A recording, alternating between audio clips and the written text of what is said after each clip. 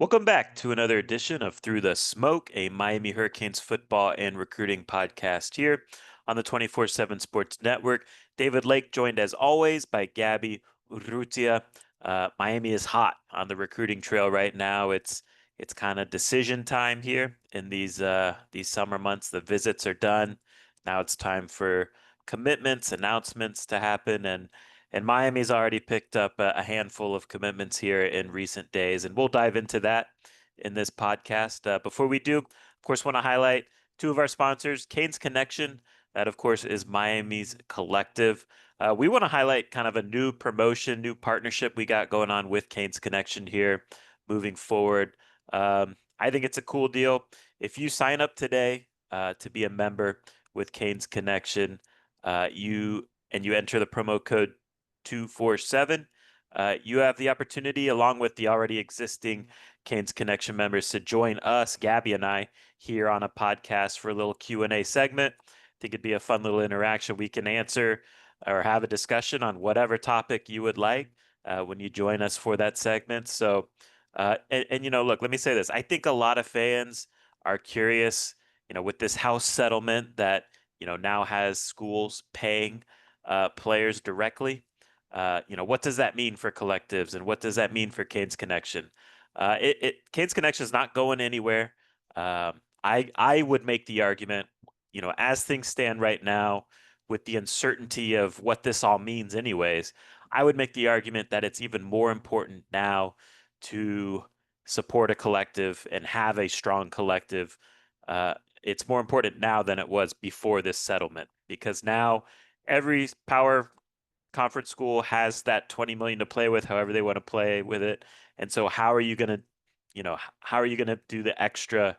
How are you going to do more than those programs? And that's where Canes Connection comes to help football and recruiting. So go to canesconnection.com now, become a member, put the promo code 247. If you're an existing member, you're already in that pool, and we'll have fun. We'll pop on here with some members down the road, and we'll have some good discourse, Q&A, discussion. It'll be fun. Also, our guy Nick Musarino at the Musarino Law Group. If you've been injured in a car accident, call 561-960-9870 or visit the musarinolowgroup.com. I know we're going to dive into the commitments here on the podcast. I know Nick's really excited about the run Miami's on right now, and it's not slowing down anytime soon. So, Gabby, let's dive into it. Let's get into maybe the most notable commitment Miami picked up here in the recent days, and that's from wide receiver Vance Spafford, who flips from Georgia. He's a top 100 player on the 24/7 Sports composite. Coming into this past official visit weekend, we said things were kind of up in the air. And look, I mean, quite frankly, when that happens, things were up in the air with him visiting. And when that happens, typically it's not a good sign for that school. You did mention, like, look, Miami is battling. Miami still believes. But if you read the tea leaves from the outside looking in, this isn't looking good. He didn't visit, and he still, flips from Georgia to Miami. Highly productive player out of the state of California. What's your understanding as to how this all came together for Miami? Yeah, I think Vance Bafford was a guy that Miami identified, pretty early in this process, and this was a nationally coveted recruit. But going into this official visit season, there was a lot of sort of up in the air, like a lot of uncertainty about the wide receiver board. But a couple names that I always felt good about Miami's interest in: Vance Bafford and Tyron Evans, who we'll talk about in a little bit. Of course, Tristan Keys and other guys too. But Vance Bafford has always been a priority target for Miami, and as he was going through this official visit process, and truly, going into this last weekend when he was supposed to visit, there was a lot of buzz. I was getting a ton of buzz that Miami was hoping to flip him before he even stepped foot on campus this weekend. Like, they thought that they were going into this weekend feeling really good about the situation, that they were going to be able to kind of cross the finish line, get him into the class before he even got in for his official visit. So would have had some early momentum going into it. That didn't happen because he did legitimately get sick.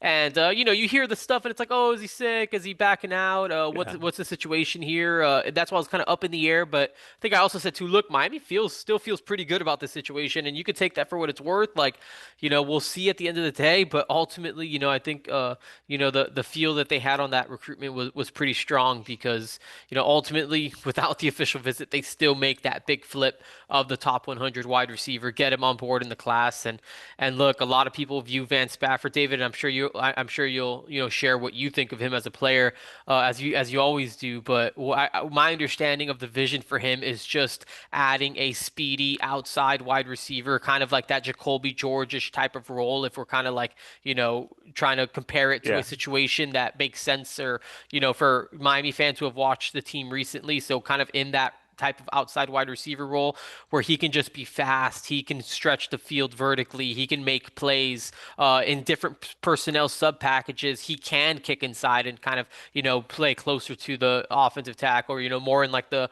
slot-ish type of stuff. But Miami does view this guy as an outside receiver who can go out and make plays for them. Yeah, and I think that's a discussion mainly because of his height. He's 5'11", and I think that's fair. I think that's legitimate what he actually is. And so the question is he athletic enough to play on the outside? And I think when you watch him, he is, right? He has verified 4.35 speed in the 40. You watch him, go attack the ball in the air on some 50-50 balls. He has some bounce to his game. To me, like when I watch his tape, he does remind me some, and this isn't a perfect comp, but I think there's similar types of players with the way that they play receiver and the way that you can use them, whether that is on the outside or in the slot. He kind of reminds me a little bit of back in the day, Stacy Coley, coming out of high Yeah. school. Fast guy, can make plays downfield. You get him the ball in the quick game, he can make guys miss and generate explosives that way. You can line him up in the slot. You can use him in end arounds or reverses too. They're just guys that you find ways to get them the ball, however that is. And so he's just a good player. If you have an OC that's willing to be creative, he's going to be a fun player to watch in college. I think he's going to be that type of high floor guy that's going to produce in college. And I think he can play on the outside too. I think he can play on the inside as well. I don't think that's a bad thing to say either, because the more you can do, the more opportunities it gives you in an offense, and it makes it harder for a defense to deal with you. So, big time commitment. We talk about how, man, it'd be nice for Miami to get some momentum at wide receiver recruiting, because they do produce these last 2 years in this offense.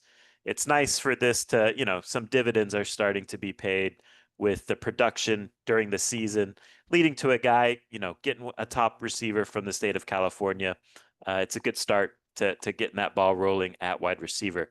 Let's stick with pass catchers. This one happened tonight. We're recording this on Tuesday night. Israel Briggs, also out of California. Yeah. Miami beats out LSU for his commitment. Big time pass catching tight end, 6'5", 200. 24/7 has him as the number 70 overall player in the country. So top 100 player at tight end. That tells you what type of talent he is. Gabby, his movement skills, like when you watch him, on tape. His movement skills kind of remind me a lot of Will Mallerie at the same stage. Interesting yak guy, long guy, athletic pass catcher. Um, and look, you know, it seemed like since, I don't know, maybe March or so, he was the top guy that Miami was looking to add to this class at tight end.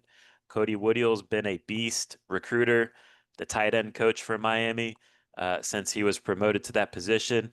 And Israel Briggs is just the latest example of how Miami's stacking talent in that room.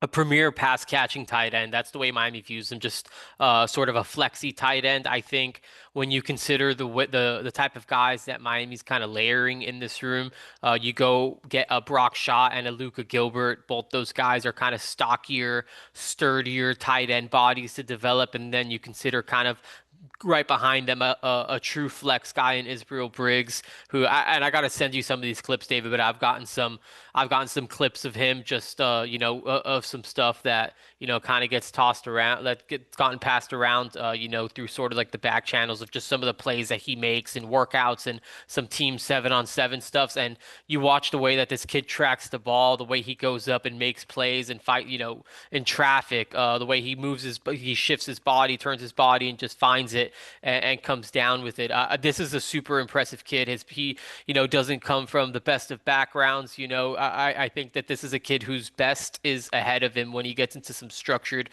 systems, especially a strength and conditioning program. There was some stuff floating around there that he was under 200 pounds, and this kid is over 200 pounds. Yeah, he doesn't look like it. He measured in over 200 pounds on his official visit at Miami. You can already Yeah. see that there's just some natural mass that he has, and of course, there's more weight that you can add to this frame. But again, you start looking ahead and considering what this might look like.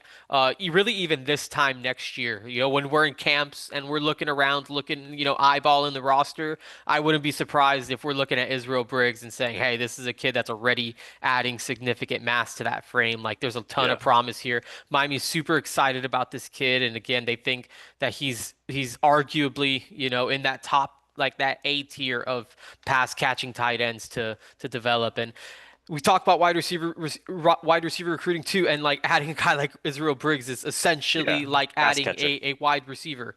No one you wouldn't tell anyone that, or no one would push back if you said, "Oh, Will Mallery or Elijah Arroyo type weren't wide receivers because of how they Right. produced in the passing game." So adding Israel Briggs is like adding a significant wide receiver, a weapon in your passing game to the roster. So this is a big win. Yeah, big time pass catchers out of the state of California here in recent days for Miami. Let's flip things on defense. Miami's picked up a few commitments there on that side of the ball here recently. Let's start with defensive end Ashari Charles, a 6'2", 230-pound pass rusher from Venice High School. Violent player, has a lot of juice to his game too. To me, he's kind of the guy that you use as a stand-up guy on the edge, and you can go in and out of, multiple fronts with him, which I think is kind of what Corey Heatherman would like to do as eventually when he gets the personnel at Miami, you know, go into different fronts, go into different coverages. He likes to disguise things that way. I like this take a lot. Is he like your every down defensive end? I think that's something he's got to be able to show. Uh, but I do think he can be a situational pass rusher playmaker in a role that I think fits what Corey Heatherman wants in his defense. Yeah, and I think just the program he's coming from too. Venice is such a good program here in Florida, and they do a good job of producing quality. The guys that they do produce end up kind of hitting at the college level. I mean, Damon Wilson, different type of player, but he's going to be a premier pass rusher from Missouri. Guys like, I mean, Charles Brantley went to Michigan State, had himself a great career. Elliott Washington went to Penn State a few cycles ago, and he's made some noise in that Nittany Lion backfield early. And then, again, Miami gets a Ashari Charles, who's the top rated prospect at Venice over these past few years. I mean, to me, these are the types of players in the state that you need to keep home. And Yeah. to your point, David, Corey Heatherman, views Ashari Charles as an awesome scheme fit. Again, they like guys that have a bit of versatility. I think Ashari Charles can do a couple different things that Mhm. they want to do well, and especially, try to get him in some one-on-one pass rushing situations when you can get him there. Again, as they develop him, and he's got some juice off the edge. He's strong. He's a guy that's already in a really good strength type of program. They do a good job there at Venice, and he has good people around him. Just on his personal time, he's a grinder. He's a gym rat, and again, I think Miami just added an explosive defensive player to come off the edge, which is you gotta add those types of guys. Another explosive player on defense that they added at the linebacker level, this guy, Justin Edwards, 3-star from Orlando Edgewater. Like the way he plays on his highlight, Gabby. They flipped him from Rutgers, so he committed to Rutgers. Then pretty soon after that, visits Miami, and it was pretty clear after that visit that things were going to trend to the Hurricanes. But if you watch his tape, he's a guy that really does a nice job of closing. His closing speed to the ball carrier is impressive. And when he gets to the ball carrier, he's a violent player. That player goes down to the ground hard. you feel him on the field. To me, too, he's another guy that brings some versatility relative to his position. He's an effective blitzer, so pass rusher, he's solid at, and he's also comfortable in coverage when you watch his highlight as well. Linebacker, there's always work to be done in coverage, but I Yeah. think he holds his own. Um, I think this is a good solid take at the linebacker level for the defense too. Yeah, Miami loves this kid. They think he's super, super athletic. And to your point, David, things that you got to refine. But I think one just feedback I get is that he makes plays on tape that not a lot of linebackers across the country are making. There's stuff that he doesn't do at times that, again, Yeah, those things need tweaking. But when the things that he has the potential to do and some of the things he does show his good is good. right. His good Yeah, is very, very good. And he's extremely long. Just again, just kind of chatting with people. He's got like an 80 plus inch wingspan, so he's very, very long. yeah. Just I guess sideways again, and I think they agree. They think he's a really good blitzer. He can do a lot of different things. Just what I'm learning about, just the linebackers and how they view all that stuff. You need to be a good athlete if you're going to play linebacker in this Corey Heatherman scheme. Guys that are kind of like safeties that transition to linebacker are very valuable. Having that length, having speed, having the ability to blitz, just doing multiple things well instead of just kind of being a one-trick pony are definitely traits that this new defensive staff values. And I think Justin Edwards checks a lot of those boxes, for this current regime, and it makes a lot of sense to me why they like him. Last guy we're going to talk about, a young guy they got committed, 2027 prospect, Jaylen Jones out of Western High School. I'm not sure if he's, I know he played, like when we watch him, he plays a lot of corner. Yeah. I personally think he's a safety. I don't know what Miami projects him at this point, but to me, like what stands out from watching him, instincts, nose for the ball, always around the ball. I'm not going to say he is Cam Kitchens, but to me, he's kind of in that mold of a player, like not the longest or most physically imposing DB, but he has a high IQ, football intelligence, and just finds a way to make plays. Yeah, again, I'm still learning a lot about Jaylen Jones, but that's exactly what Andrew Ivins wrote about him after he watched him play at the Battle of the Boneyard up in Lincoln, Nebraska, that they did up there, and he said that he kind of just gives him, he has shades of a young Cam Kitchens, Did he say that? and yeah, he did. Cool. I mean, it's so both of you guys saying that it checks out, and you look at him physically, and he does. I mean, he does look kind of like Yeah, a younger, like a similar in a similar mold physically, at least to Cam Kitchens. And yeah, look, Miami's doing a good job early with some of these 2027s. And look, there's obviously a long way to go, but I think what's encouraging is that these really all three of them, Jaylen Jones, Amari Stevens, and Kenton Dobson are all from South Florida. They're all early blue chip guys from South Florida. I know Miami really just feels like they need bodies on the back end. So I think Jaylen yeah, Jones and Kenton Dobson, I think both those guys, it's still kind of up in the air what they're going to play at the next level. I think both of them have a chance to maybe be safeties. Regardless, yeah. I think that they can, play a couple of, multiple spots potentially. But this is a nice little early 2027 class that Miami's putting together. And they put another, winning season on on the record. Like they continue to just Right. stack positive seasons. That 2027 class has a chance to be extremely special. And look, I think all of these guys, they've been able to work them out. We saw Jaylen Jones at camp at UM. I Mhm. believe he did a 7-on-7 and a camp. Just that Legends camp. He was probably like the headliner of that of that Legends camp, and he was good. I thought that he Yeah, was he good was in good. that camp. So solid win for Miami in the rising juniors. And recruiting never stops here in these summer months. And we've talked about commitments. I think it's every day, if I remember right, since Saturday, right? Yeah. Commitments happening. I think there's more upcoming to know about as well. Let's just stick to the ones maybe within the next few days, Yeah. because anything past a week is an eternity Right. as it relates to developments and, leading up to a decision. So, in the near future, who are some of the upcoming announcements that fans need to know about that you want to highlight here on the podcast? Yeah, I think definitely one that Miami fans need to pay attention to on Wednesday. So, the day that you're Yeah. listening to this, hopefully, is wide receiver Tyron Evans, the big 6'3", 200 pounder.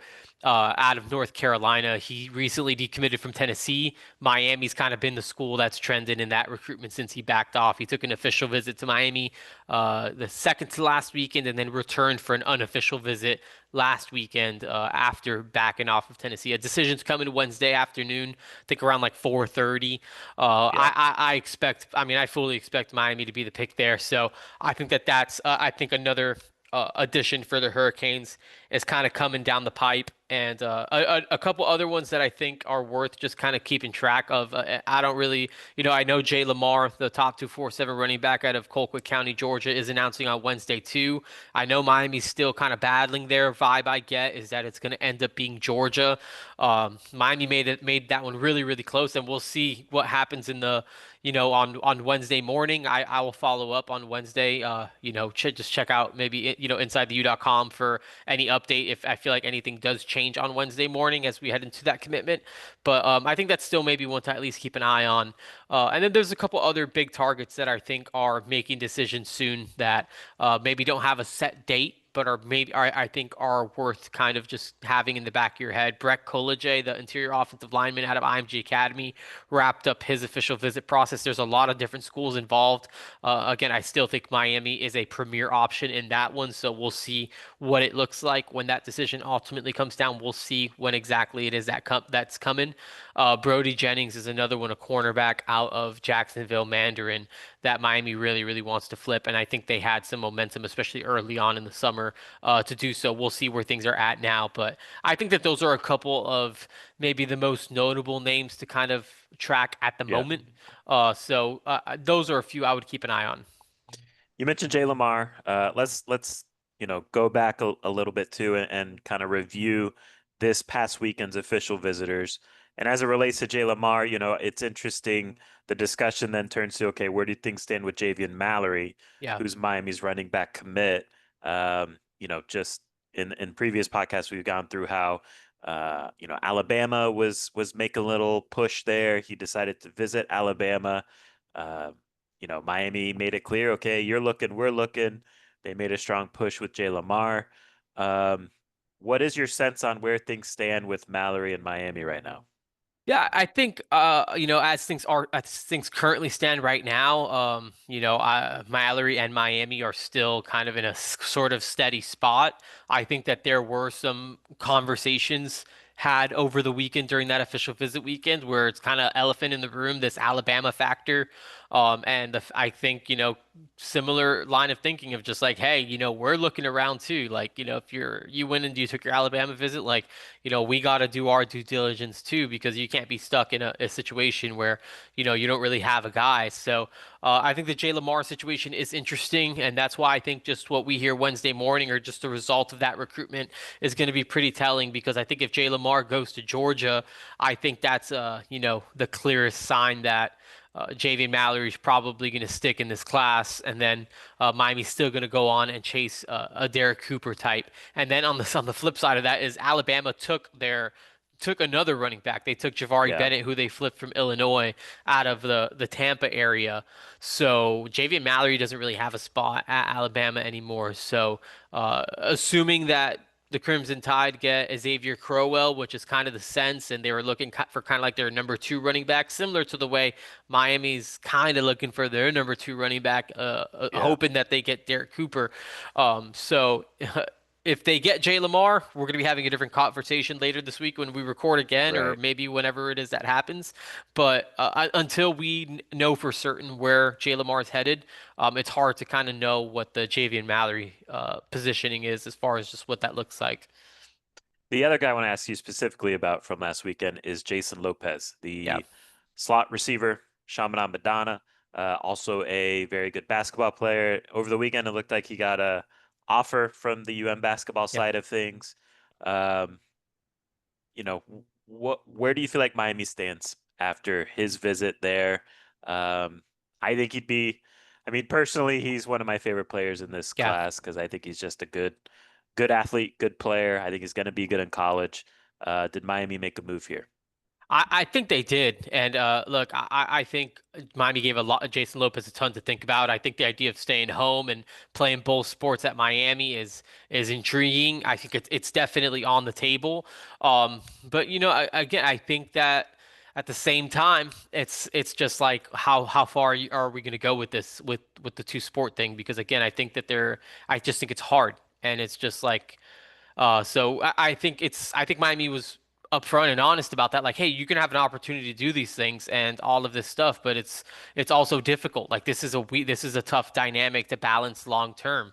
So again, I think it's on the table. He's gonna have the opportunity to play both sports, but I'm not sure if they're.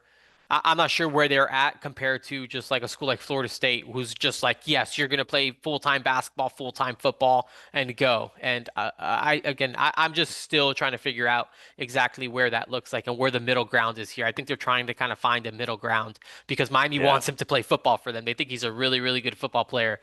Which is where his future is. Right, Like, right, he's a very and good basketball player. He for is, sure, but he's 5'10". He could be a pro in football. yeah, That's a hard, you're an outlier if you're a 5'10" professional no basketball doubt, player. no doubt. And look, I think Miami rolled out the red carpet, and they're willing to play ball. I'm not saying he can't play Right. basketball at Miami, but I I think, think they yeah, want him. I think at the end of the day, the priority has to be football if you come to Miami. It can't be 50-50, or maybe it right. can be for a little bit until you get deeper. And I think we talked about this. There's been so many great dual sport athletes that haven't really pulled it off, like the T. Yeah. Higgins and Keon Coleman's, and so it's a difficult, delicate thing to manage. And at some point, I think regardless of any school he goes You to, got to pick one. he's gonna have to make a decision. And regardless of what Yeah. these schools are telling him through this recruiting process, I think he's gonna have to make a decision at any school he decides to play at.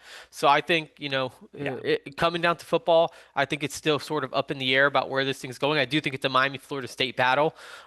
If I had to guess, I would probably, if I were setting odds on it, as I guess I've been saying recently for some reason, I think Miami would be the favorite because I think the stay-at-home thing and him being home is, it's a unique opportunity, and Miami values him a ton. Like this is not the type of Yeah. South They Florida want him. kid. They want him very badly, and he's Yeah. not the type of player they're willing to just let walk, especially to a school like Florida State. So at the Right. end of the day, I think that this is a guy that Miami will eventually add to the class. Any other one else to touch on from this past weekend, whether it's Nolan Wilson, DQ Yeah. Forkba, um, Devontae Anderson, anything else noteworthy with any of them just to run through? Yeah, I mean, I think Nolan Wilson's the interesting one. He's one I got really good buzz on Sunday morning, as a lot of these guys were checking out. I didn't get to chat with Nolan Wilson; he left very early, but feedback I got, really just after that morning, a little bit after he left, was that Miami felt really good about its positioning. Now, again, this is a kid from Mississippi, Right. from SEC Top country. 100 kid. Top Yeah. exactly all of the things. 6'4" kid that's I think listed at 240 pounds, and I think over the weekends he was somewhere in like the mid 250s, so he's got the mass. He's a big kid. I'm in wait and see. I'm in wait and see mode on that one personally. Yeah. But I do think Miami made some progress, and we'll see if they're able to ultimately kind of cross the finish line there, because that would be a significant win. They view him as a defensive tackle at the next level, and they think he's someone that probably still needs some development and some refinement, but is a guy who's worth bringing in and getting to work with. Yeah. All right. Overall, I want to end this with just like overall big picture thoughts on where the class is, because Miami's now sitting kind of just under 20 commitments. They're kind of putting the final touches on it here of the next month or so. Um, Miami's number 7 in the 24/7 sports rankings. It's notable because they are now one spot behind Clemson, and when you look at the recruiting scores, they're like barely behind Clemson.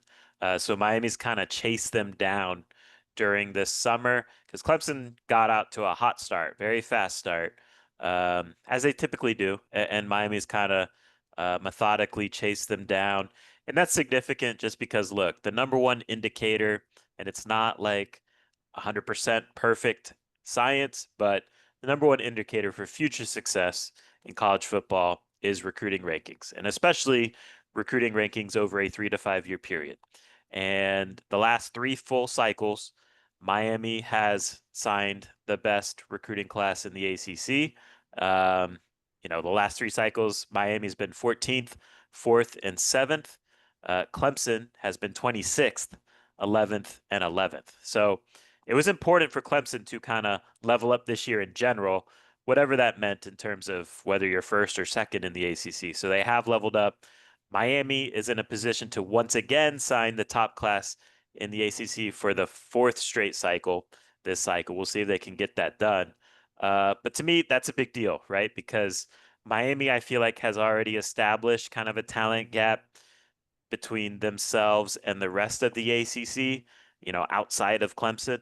Um, if they can still kind of, this cycle, Clemson's all in. They're trying to level up their high school recruiting this cycle. If Miami can still kind of finish this cycle as the number one high school class, to me, that's a big deal. Rest of the ACC, FSU's at number 9, Cal's at number 16, SMU's at number 20, North Carolina's at 21.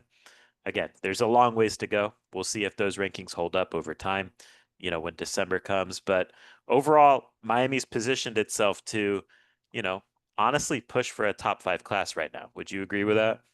Absolutely. Yeah. I mean, you see where this thing's going right now, and they're stacking top 100 talents, multiple guys that are in the top 247, and a lot more guys kind of coming down the pipe where I think that Yeah. they can still close in a really strong way. And two, also, like, I wouldn't be surprised if this is the largest class that Miami signed. To this Yes. point, from a numbers perspective. So, 105. yeah, with the 105, I think everyone's going to sign big class. USC might sign the biggest class in the country. They Yeah. might sign 35 guys, but I think you're going to see a few of these, especially top tier programs, or at least top tier recruiting programs, try to get up to 30 something quality guys. And I think, Yeah. I think that Miami could absolutely get up there. So what are we at, David? We're at 17 as of today. Yeah. 17 commits. Like there could still be double That might digit. just be right. Uh, That might just be like, I don't know, 60% of the class, yeah, honestly. Like and there still might be a ways to go. typically, we could be five, or Right. 5 six, seven, more. yeah, Yeah. 5, 6, maybe 7 more guys before, like there could still be a lot more to add to 10 this plus. class. Yeah. And Miami's not gonna go reaching like too far. I don't think they're gonna stretch Yeah. too far to go get some of these guys. Even the quote unquote 105 guys are gonna be guys who have other Power 4 options and Right. can play football at the next level. So Miami's going to kind of keep it rolling.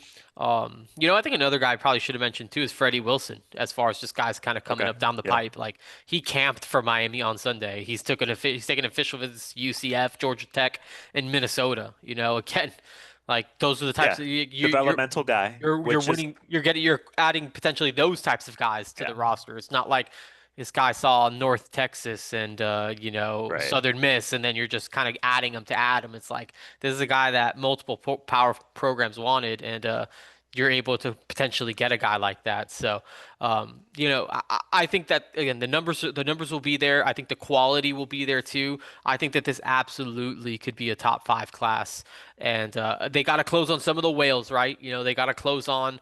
Derek Cooper. The Derek Coopers. You gotta close on. Some of those D linemen that are Right, top 100. absolutely. Like a James Johnson, maybe a Right. Nolan. You sneak away a Nolan Wilson. You're able to get a guy like Anthony Jones out of Right. Alabama to, complete that pass rusher class. No, Miami would like nothing more than to add some of those guys along the defensive line. Maybe you can find a way to sneak in even like a Bryce Perry Wright.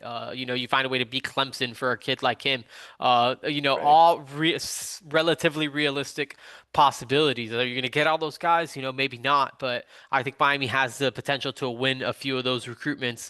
And if they do, I mean, you're in a pretty good spot. So Yeah. let's see how the rest of the summer closes out. But I'm really encouraged about where Miami's class stands right now. I think that this run that they're on is pretty solid, and it's been really good. And I think that there's still more meat on the bone, which is exciting. One thing I want to touch on too, and then we'll get out of here.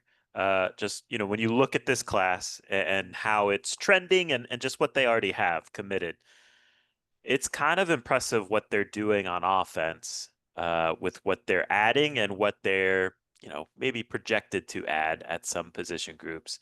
I feel like And honestly, I feel like a lot of that's due to the proof of concept that was shown last year during the 2024 season. Number one offense in the country, points wise and yardage wise. So you do that and you become attractive to recruits, right? And you look at the types of players they have either added already or, they're in a really good spot to add. And this offensive class, and to me, the goal, Gabby, and who knows what the portal is going to be in 2 years? Who knows? But to me, the goal, if you are a program competing for championships, the goal is to be a program that barely has to dip into the portal very much Yeah. because you recruit so well at the high school level. And quarterback to me is like its own discussion, whether or not that that theory applies to quarterback. But when you have running back and you're trending for Derek Cooper, you have Javian Mallerie committed, you're battling for Jay Lamar. We'll see how those go. Tight end, you get an Israel Briggs, who's going to be a future productive player in Miami down the road. Wide receiver Vance Spafford, going to be a productive player.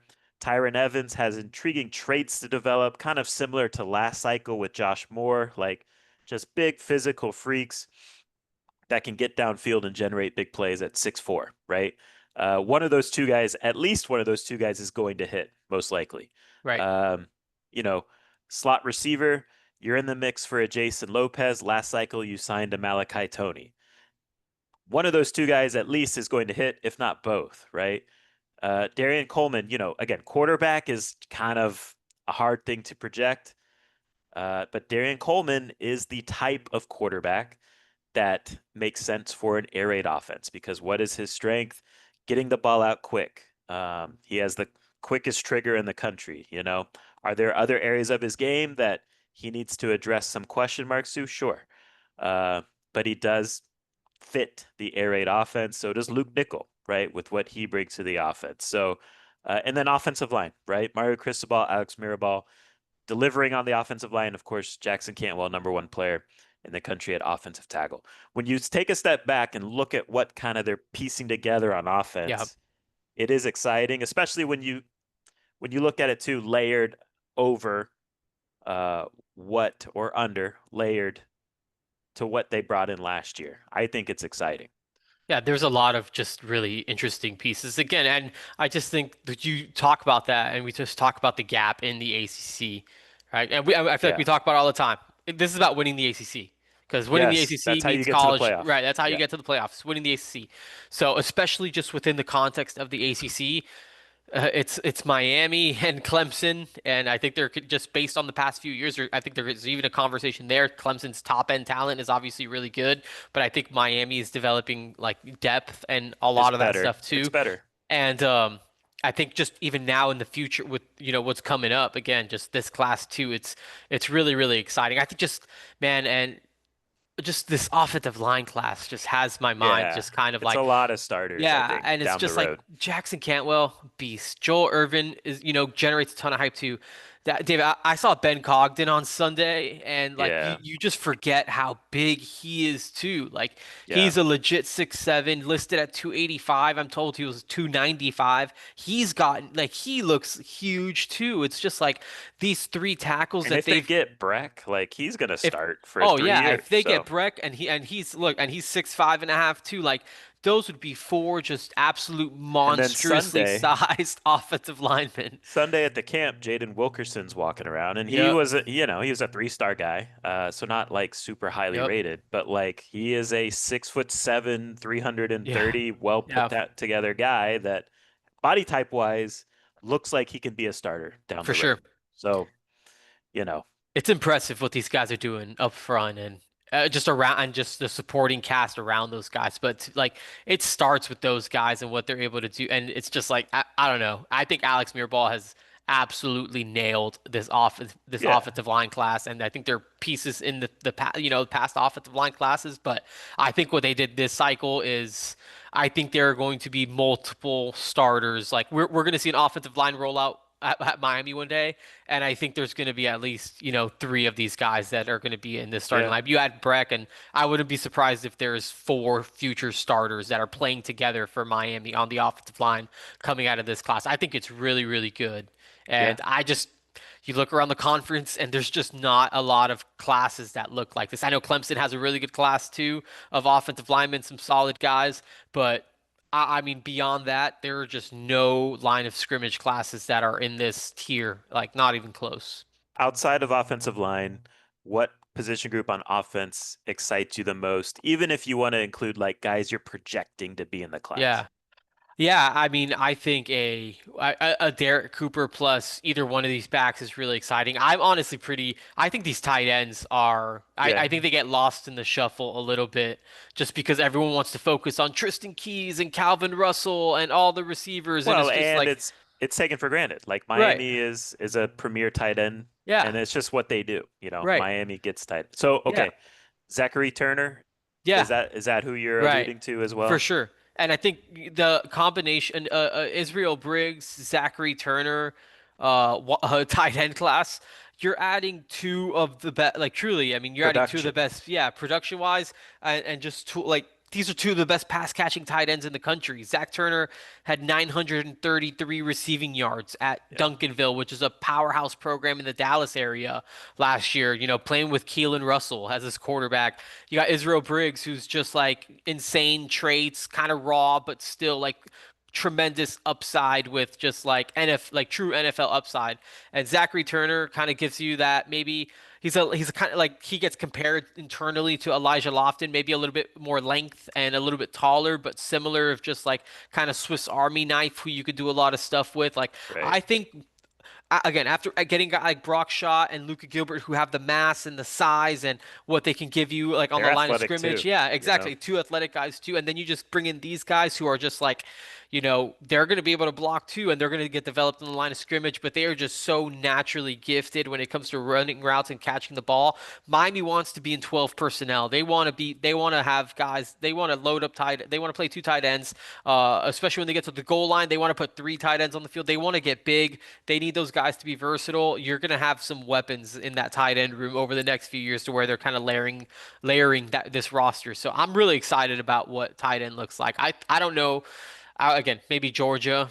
Outside of Georgia, I don't know how many tight end rooms in the country I would maybe Yeah. take over this Miami one. And honestly, I would probably take this Miami one over any of them, truthfully, just because of what's kind of coming up. But truthfully, I think Cody Woodall is doing as good of a job as anyone in the country at recruiting their individual position, and that group jacks me up. And that's why when I hear the Calvin Russell and Tristan Keys stuff, it's like okay, like I get that, but also they're going to add two premier pass catching tight ends, and that's such a big point of what Miami does in this offense. Yeah. And you know, I think all this is to say we'll get into defense in another podcast, but like you could just see like when you follow recruiting and you know what's coming, like it's coming for Miami right now. Like Yeah, they took that step in 2024. Yeah, they fell short, honestly, what they should have. But long term, the trajectory is still going up to me. We'll see if they handle business this year like I expect they will. And if they do, it's going to start rolling downhill with these guys they are recruiting because yeah. that's what it's college football is a talent acquisition sport.